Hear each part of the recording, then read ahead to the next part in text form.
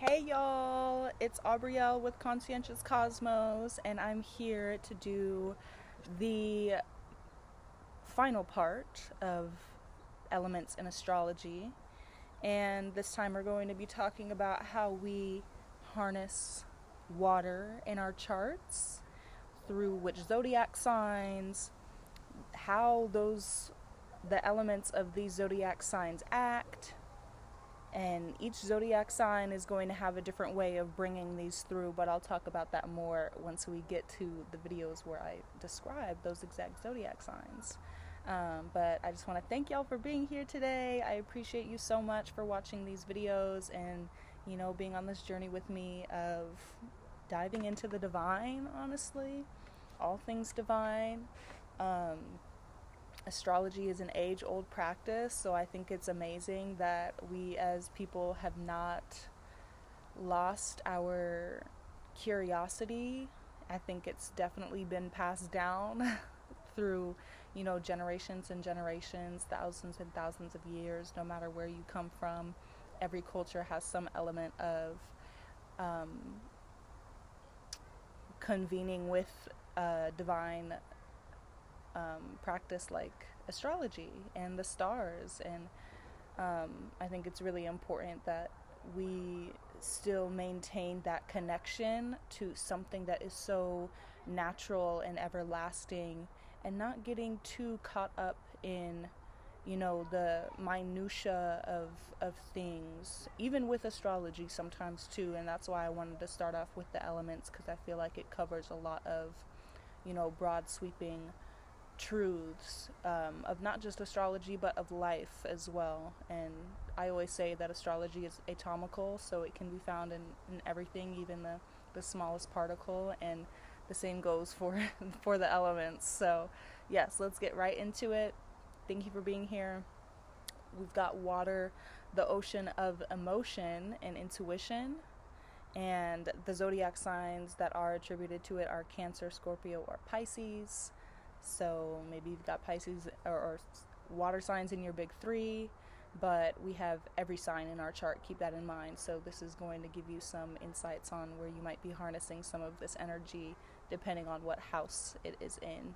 And the house system that I use and that I've learned astrology through, of course I'm still learning, I'm forever a student, and but I use whole sign house astrology, so that's the specifics of how I see astrology through. That's the lens that I see it through. So whole sign house astrology basically starts off with the ascendant in the first house, and then it goes on from there. That's kind of what it's built around. So the ascendant is the time that you were born, the exact moment that you were born, and the divine geometrics and math of astrology will, tell you what, how far into a specific sign your ascendant was in when you were born. And I'm getting kind of ahead of myself. I almost said something else, but let's stick with the water for now, y'all. I don't want to overwhelm you. I know a lot. I don't want to overwhelm you right now. I gotta save that for the future videos. So the scientific parallel, kind of taking a step back from the astrology, is that in chemistry, water is the universal solvent. It's flowing, it's adapting to containers. Containers is an important word there. Keep that in mind. Container is the word. So like this bottle right here has got water in it. I just got a massage, so let me rehydrate.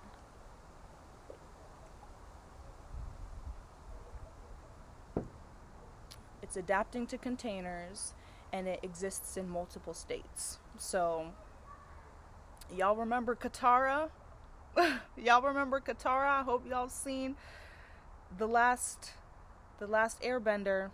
I hope you have. In season 2, water, when she learned how to waterbend and pull water from the sky, okay, I'm telling you, these elements, they're all around us. It's atomical. It seriously is. And this water, it dissolves into other substances. That's a great show for getting to know the elements, okay? So if you want to know a little bit more about the elements, you can see a lot of astrological significations. There's also a lot of Eastern knowledge, esoteric Eastern knowledge in that show where they talk about the chakras as well. They were spot on with that, so yeah, get into that. Yeah, water dissolves into other substances, it transforms with temperature, and it's essential for all known life. Essential. Essential. And it's also abundant as well, so ain't really no such thing. I don't really believe in droughts, y'all. I don't. I believe in dams. I believe in hoarding water. I believe in the big dogs hoarding water so that they could harness it and harness its energy and harness its divine energy. That's why they're so rich. Okay, that's also another thing that's associated with water as an esoteric truth, is that it's, connected with currency and the currency of water, the currents, it flows. Money's got to flow. So I've been working on, not having stagnant energy around money, making sure that I'm putting my money in spaces that it can move freely and move around and, be abundant, stay abundant, investing and whatnot.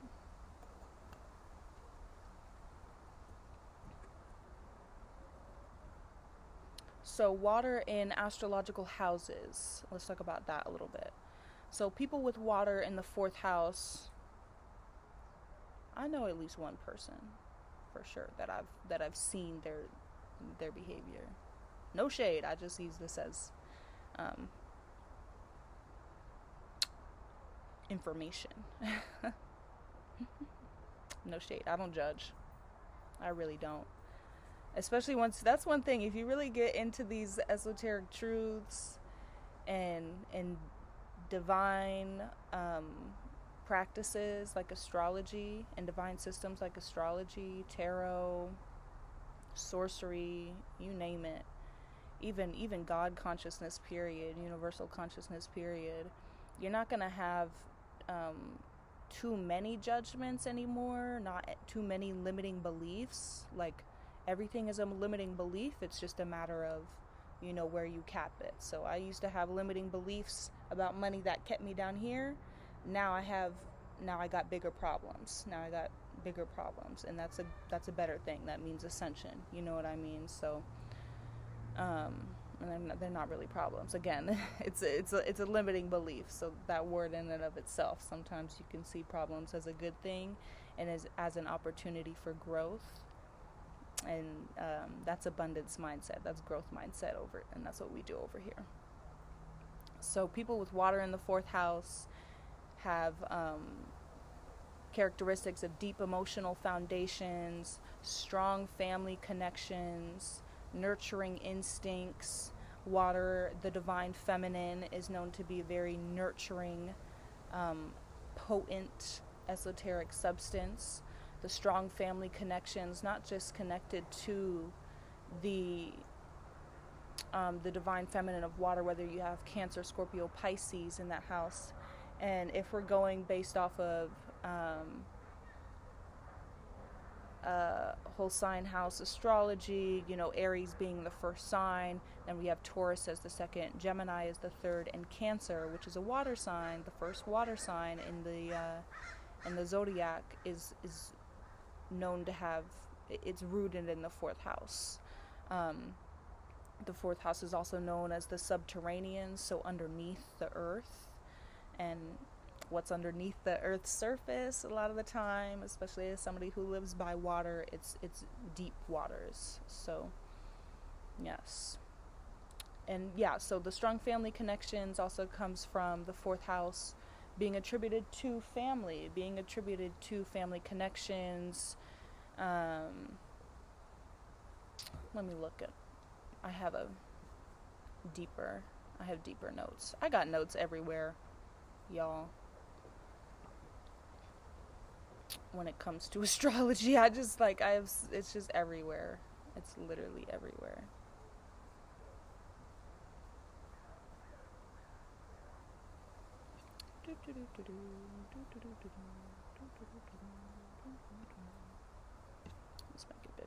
Yeah.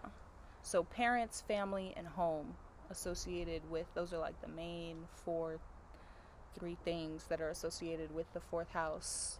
And again, that also comes back to the truth of the lower half of the chart being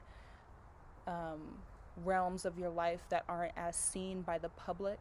So more closer and personal to you, things that you might see, and that's very much in line of a truth with things like your parents, your family, or your home. So that's all I have to say about the fourth house. That's all I gotta say. I'm gonna riff a lot, so I want to get through the main of this, the main structure of this, before we let things really flow. That's what I'm saying. So another example is people with water in the 8th house.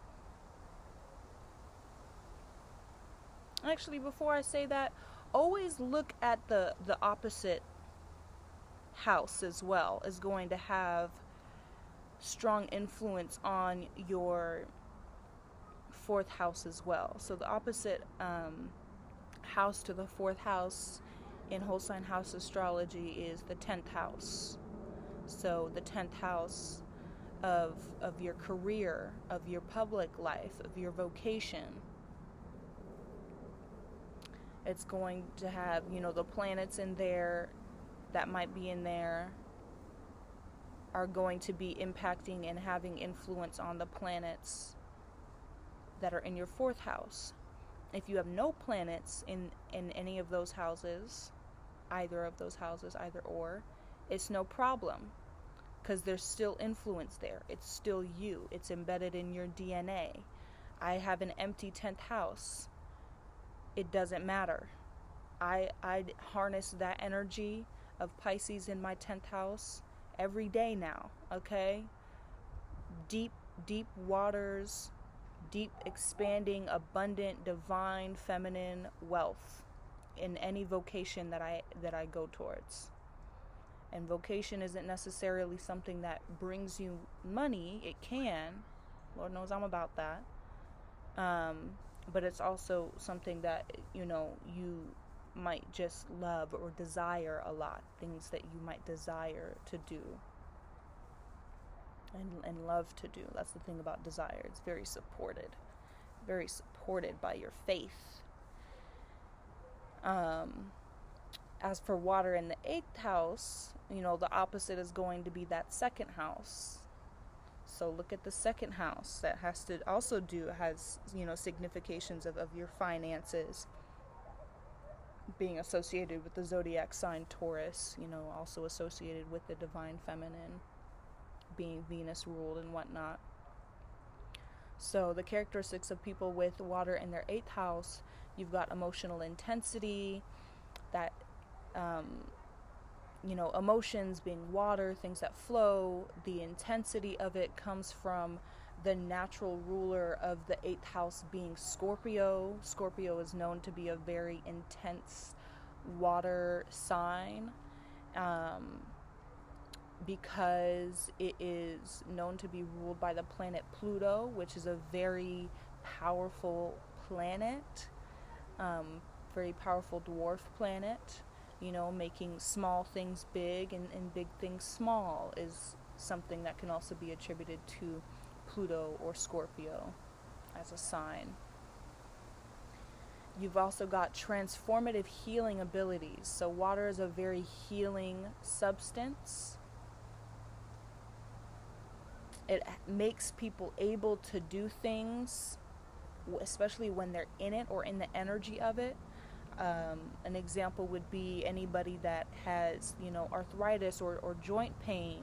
When they swim around in water or do water aerobics, then they feel much better because they're alleviated, but they're also in the energy of water that is very healing. Honey, even if there's chlorine in the pool, it don't matter.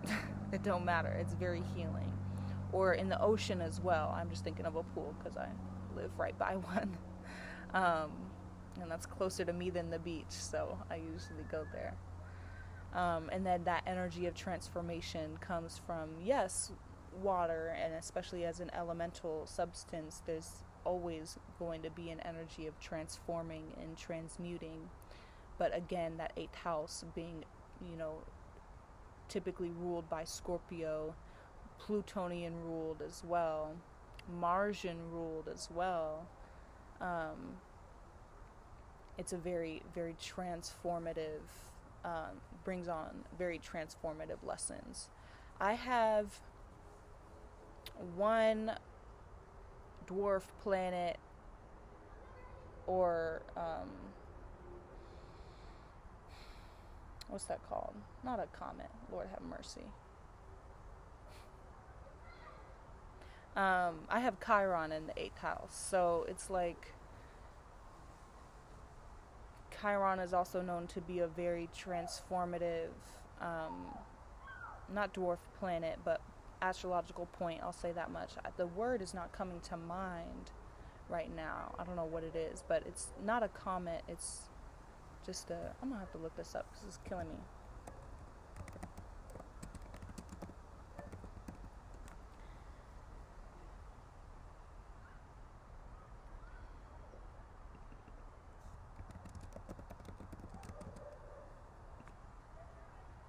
It's a minor planet. Okay, that's what I thought. I was like, it's an asteroid. That's what it is. So it was initially classified as an asteroid, but its behavior, you know, its behavior, there's like this fuzzy cloud around it. If you look up Chiron, like, you know, these space images of it, it has kind of a like Jupiterian sort of look, this, you know, cloud around it, around the center of it. So, but I'm getting into extra shit. I won't talk too much about that. Again, I gotta hold back on some of the info, and then we can put this information in other videos that are gonna be just as cool. And then lastly, with people who have water in the 8th house, another signification is intuitive water, intuition, understanding of hidden dynamics. You know, water, you know, is usually underneath certain things, underneath certain planets, underneath certain, you know, bodies of land. And then the 8th house also deals with things that are typically hidden as well. So you have that, you know, hidden dynamics, intuitive understanding of hidden dynamics. That can be emotions, that can be energy, that can be, you know, what are some other things that are hidden? Elements sometimes that are hidden, not, you know, foreseen with the eye. And I think that's a really powerful thing to have, is something that's in the 8th house. You know, it typically is, you know, it's in that public part of your chart, but it does still, you know, it's important to have, you know, public aspects of your life that aren't just fully seen by the eye. You're going to have this intuitive, energetic understanding of how things flow and how things move. So let's move on to water with the planets. So water and the moon is something that people might, who even you know, are into astrology, might already know. The moon does have heavy influence on the ocean's tides. So and the moon rules over the planet Cancer, the one and only planet that rules over it, or astrological body that moves over it, that rules over it. And water and the moon here, what we see is deep emotional sensitivity. It deepens it, that's for sure. It might not exactly be something of depth. You know, if you have a Pisces moon, I know a lot of Pisces moons that alchemized and transmuted the transmutation of their emotions. It was a very deep alchemical process, very deep process, and sometimes it would take a long time, or sometimes a short amount of time.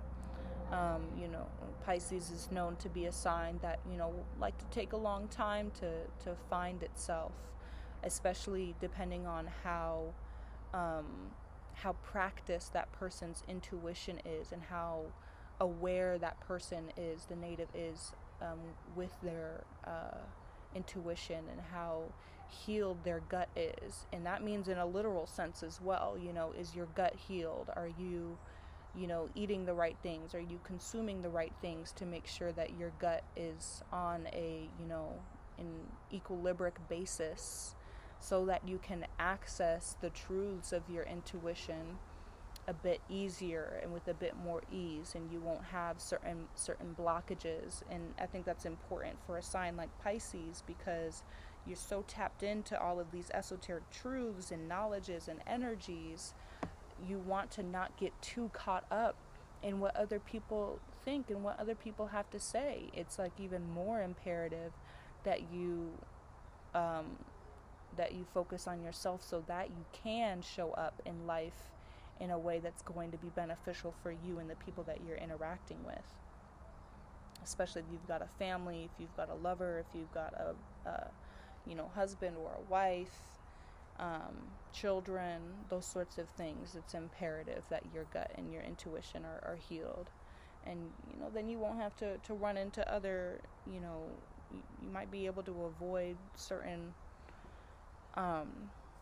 surgeries that require your gut to be healed. I know a lot of people that weren't as aware of what they were eating, and they were eating things that didn't agree with their gut and were messing up their gut microbiome, and they had to face surgeries like colonoscopies much earlier in life, or even at all. I don't even think that's necessary to have a colonoscopy. That's just, it's a known thing in American culture and in Western culture, where they're feeding us from a corporation lens, a whole bunch of BS, to put it simply. But it's not as simple as that. It's very it's just, the only word that's coming to mind is sorcery, I swear, because they're doing a whole bunch of stuff to that food, y'all.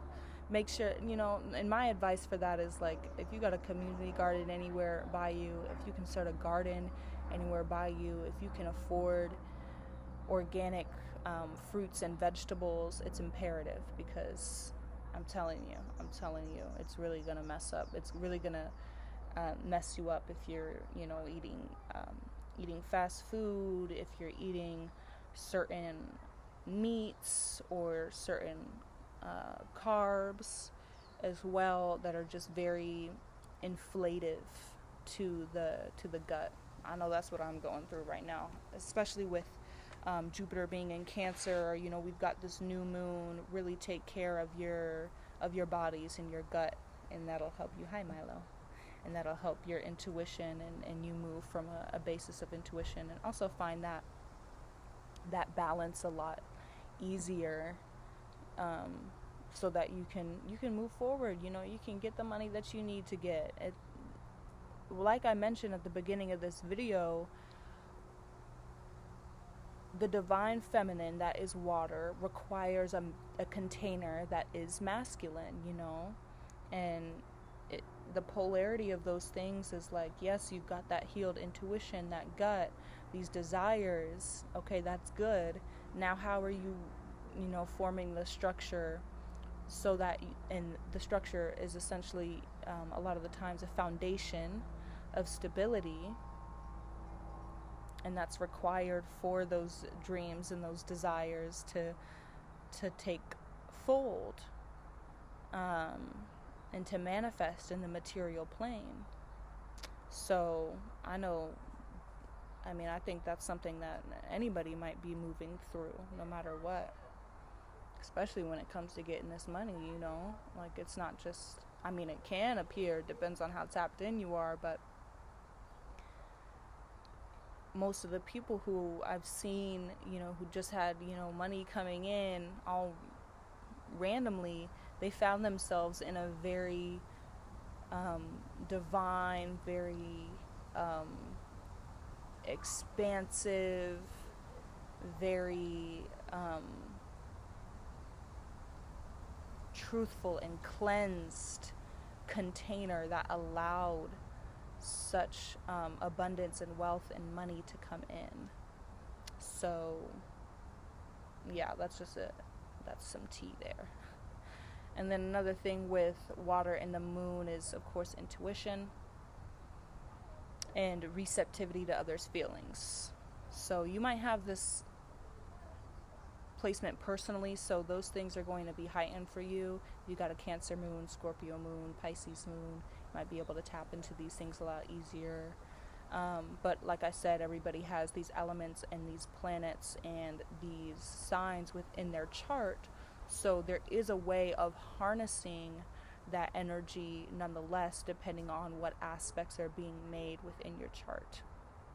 And if that's something that you want to know more about, hit me up through email and we can, take a walkthrough of your chart, whether you're just getting into astrology and you want to know a bit more of how I've done it and, the people that I've listened to giving you the proper resources of people that have studied this for decades and not just...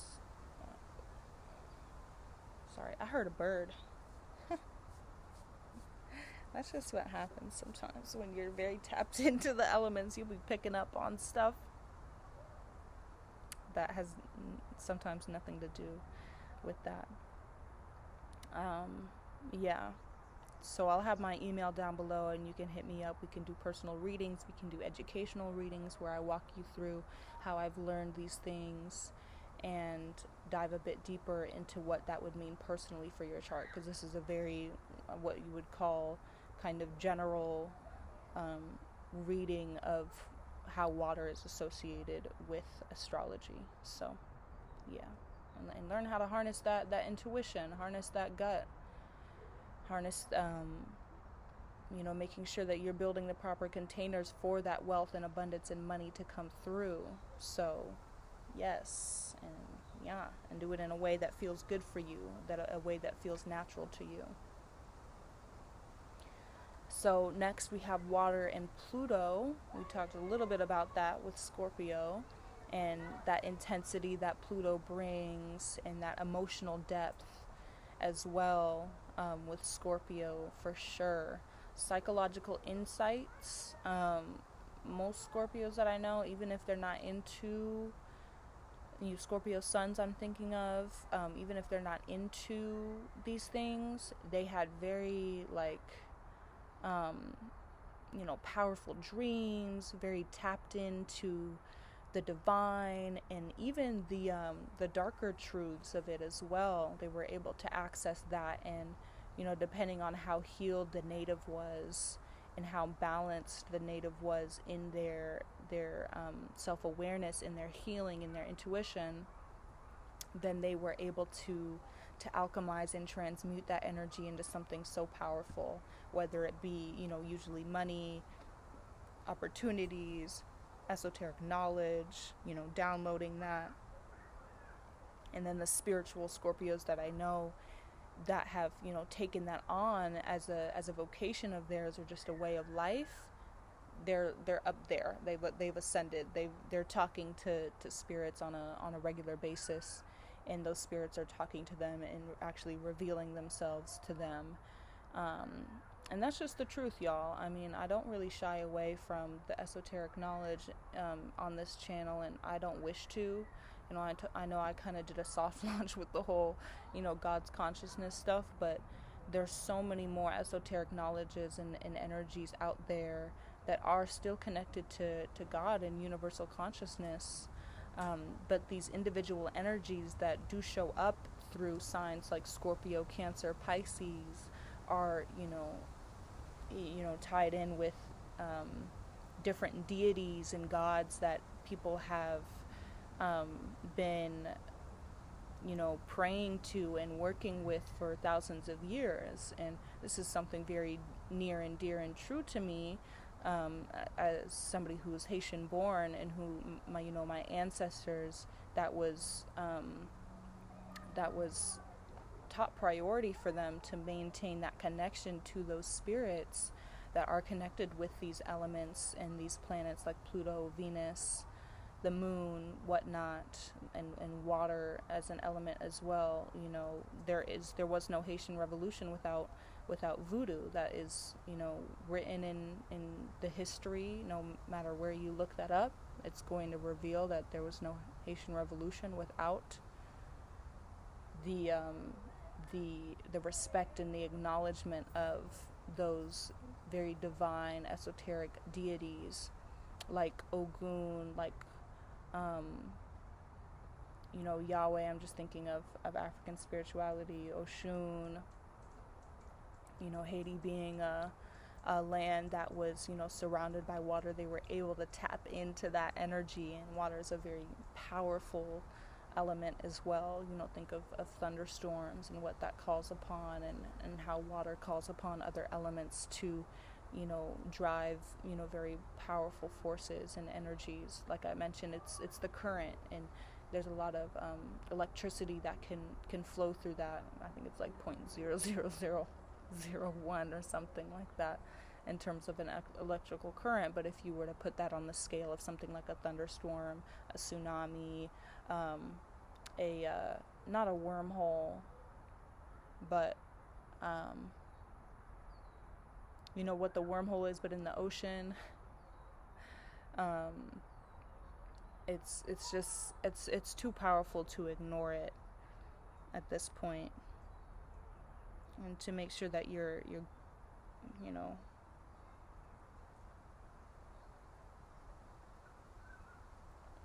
I'm not gonna give out advice right here. Actually, no, you can do whatever you want, but you came here for a reason, and you know, if you want to know more, like I said, the email's in the description. So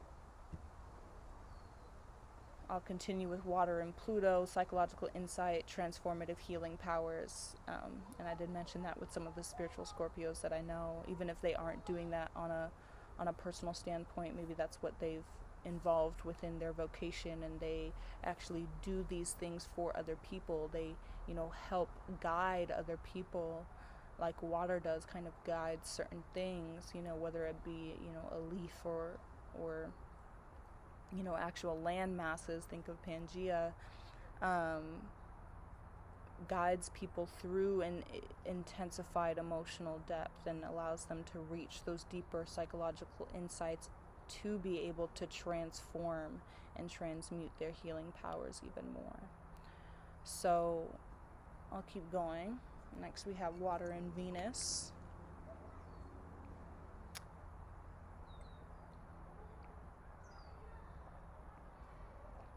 There's still a relationship here. You know, maybe you've got a Cancer Venus, Scorpio Venus, Pisces Venus. What happens here, this relationship is, there's an enhancement. Think of water, abundant, it enhances things. And an empathic connection. So empathy is also not just associated with water, but is also associated with Venus being a very, it's a benefic in astrology, meaning it has benevolent characteristics. That's not to say that there isn't a duality, because there's duality with everything. It's not just a benefic. Venus knows how to be, you know, think of Ereshkigal as well, as a deity that harnesses that, you know, darker feminine energy, and that can definitely be present with Scorpio Venus as well, being able to access and harness that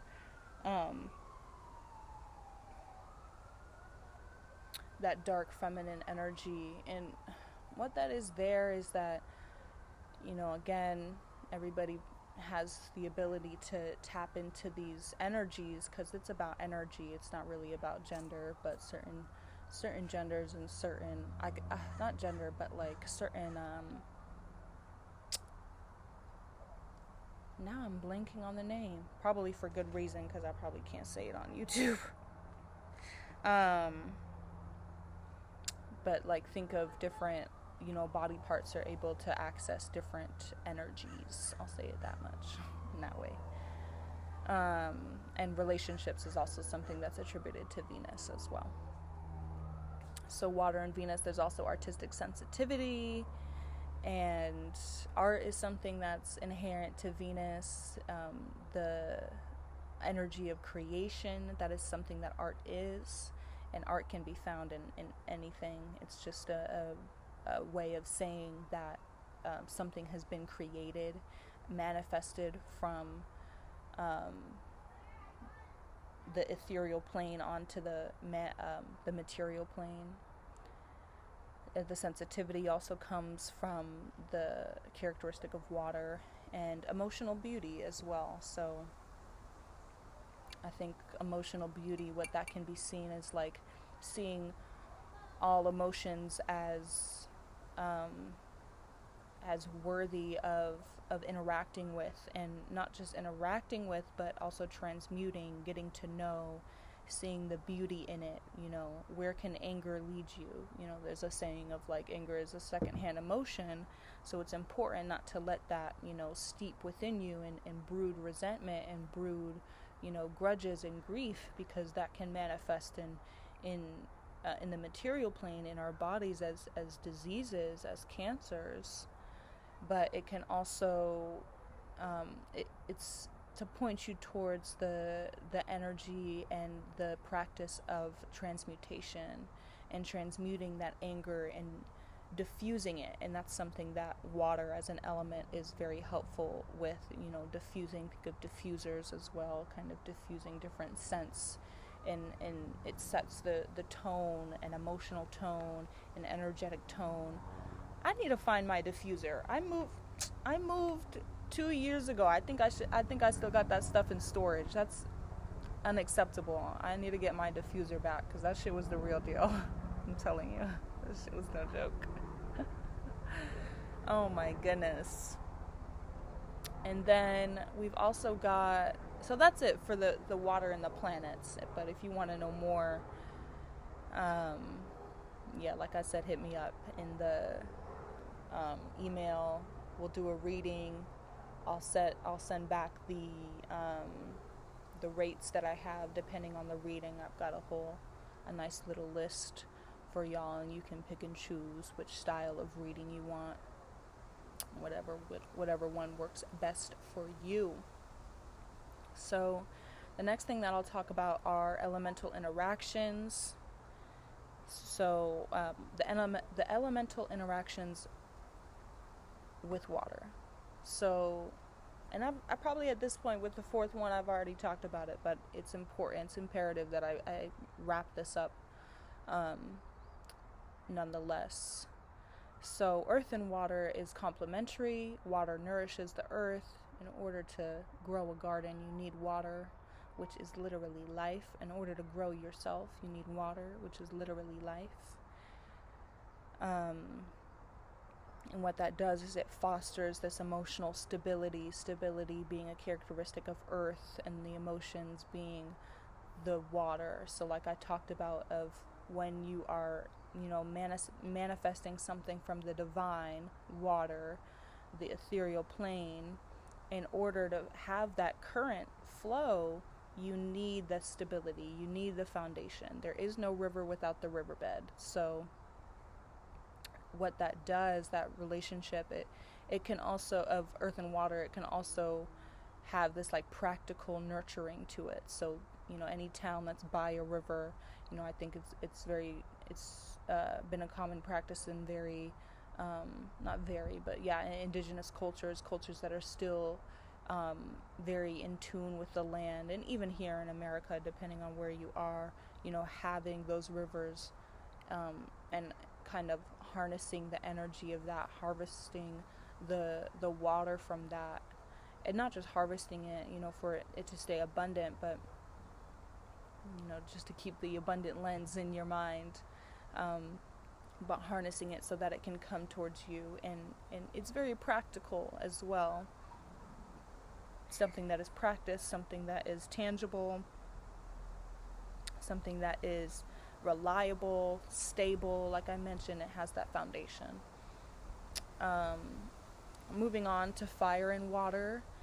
Here, a challenging aspect. You know, challenges invite us to grow, tensions invite us to grow. When we're working from a growth mindset, challenges and tensions, it's not supposed to regress you.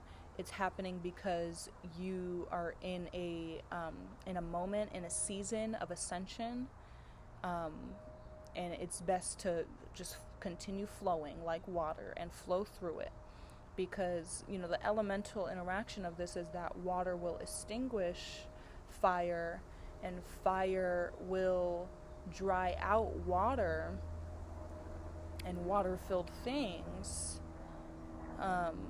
And what this does, it can kind of stir up emotional intensity and potential conflict. But that's not, if we're moving from a growth mindset, it's not something that is bad. It's something that is challenging us to ascend. It's something that is challenging us to get to that next level.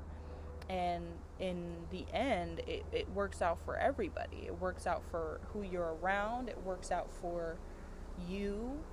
And when you're doing it with the right people, when you're pushing through this challenge with the right people, then it's especially beneficial. It's especially beneficial. But there are some, I'm not going to get into that. That would take the mood down. That would take the mood down. I'm feeling so nice right now. Let's not do that. And then lastly, we have air and water. So what this does, it brings a mutual enhancement, and it blends emotion with intellect sort of thing. So this fly is pissing me off. I swear, every time I get to talking about, I don't see flies as being a good natured kind of animal. I don't.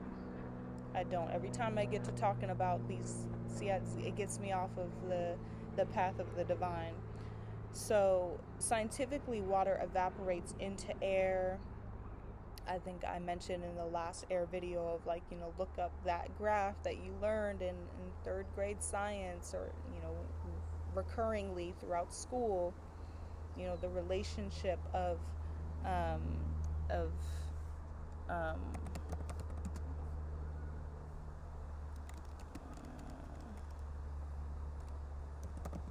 the water cycle.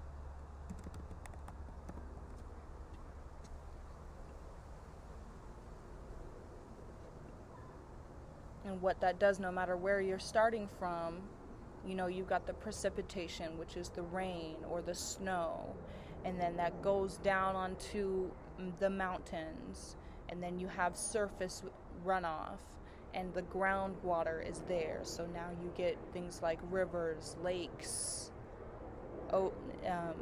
and then from that, you know, surface runoff and groundwater, it eventually will lead into, yes, like I mentioned, lakes, streams, bigger bodies of water like the ocean. And then from there, the sun, the fire directed onto the ocean is taking that up back into the clouds, back into the upper levels. Hi, butterfly. See that? What a beautiful thing.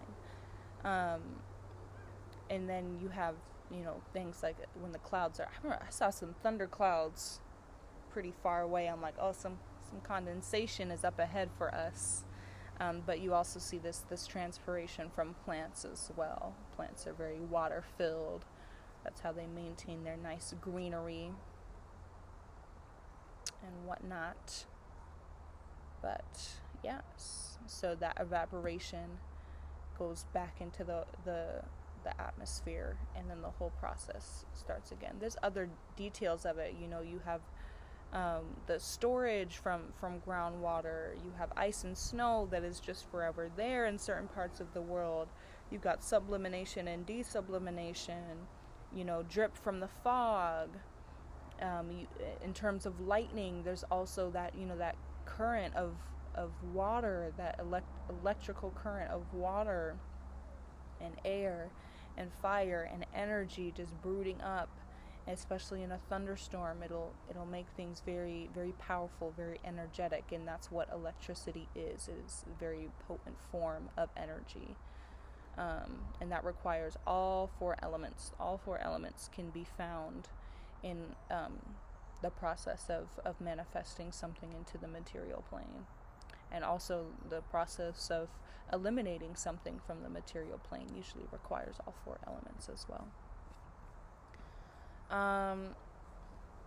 And then I'll end this series with like the fun fact that I started with. I don't think I mentioned it since the first video, but all of this is like I just mentioned. All of these elements rely on each other and are abundant with each other.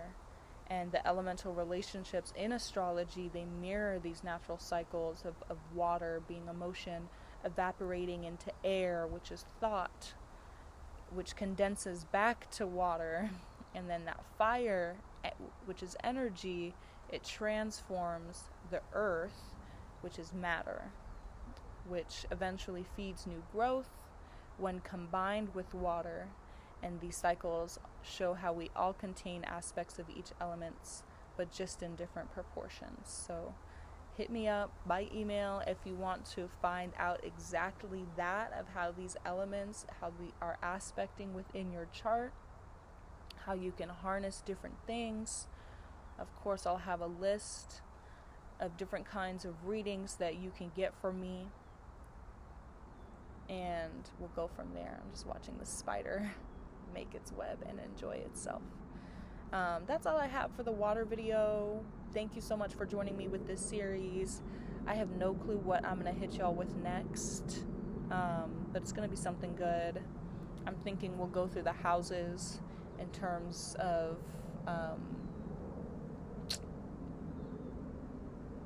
getting to know the personal charts.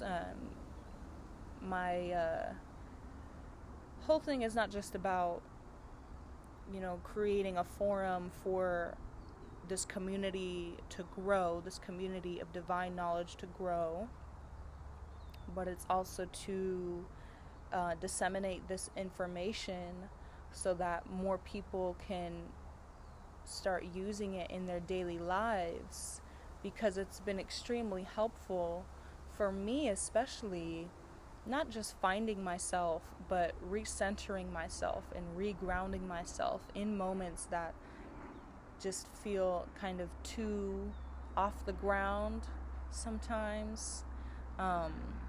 Even though Delulu is the Solulu sometimes, being up in the ether is oftentimes required to manifest such things in a material plane. That energy is very potent and very powerful. So like I said, hit me up if you want to know how to harness those exact things in your chart, and also learn a bit more, something that you can take away with and be able to practice it for yourself. I believe that anybody can. I'm just an average Joe, just an average Jane, and still am, even with this astrology, but it's definitely allowed me to get in tune with these elements and interacting with them themselves, and just being so for real. So yes, thank you so much for joining me. Thank you so much for spending your time. I hope you enjoyed this series. Like and comment, subscribe if you want to see more. Lord knows I've got lots more to say and lots more to share. Share this video with anybody if you want to share the knowledge, spread the wisdom, and I will see y'all in the next one. Bye.